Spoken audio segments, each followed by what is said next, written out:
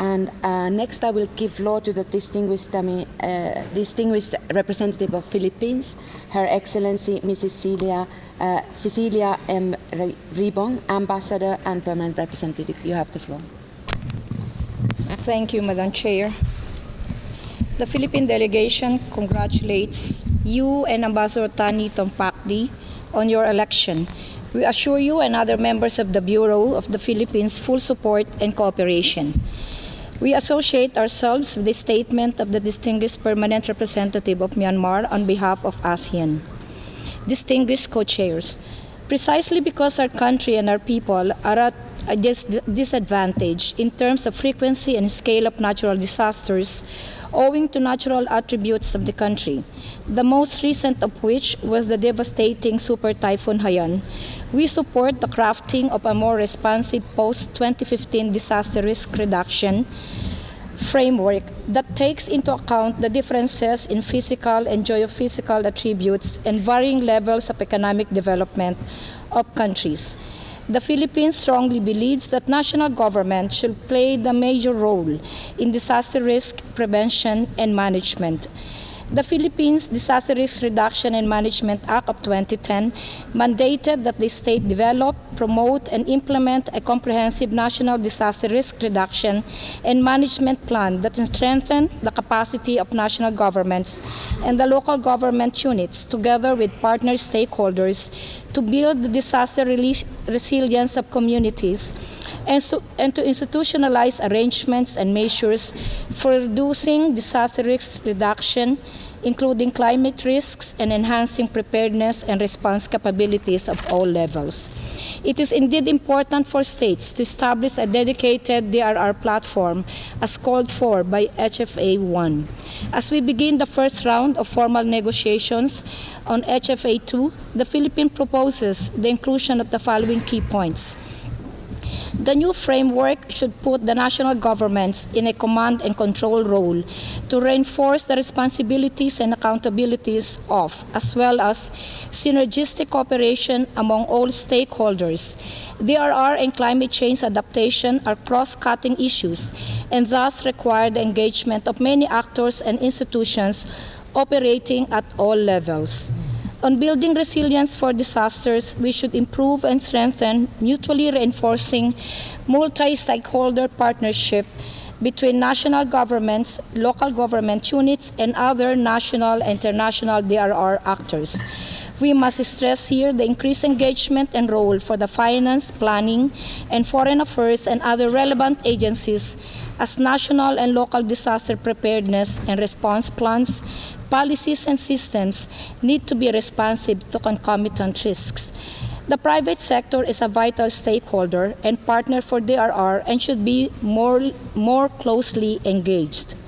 To further ensure transparency and accountability of all stakeholders, a financial tracking mechanism should be developed to safeguard the funds and resources provided for DRR and resilience from all sources. We need to prioritize and integrate more comprehensive and detailed DRRM provisions into legal frameworks. National DRRM platforms should be supported by legislation to ensure dedicated resources and institutional powers for DRR. It is imperative that national DRR frameworks have a sound scientific basis.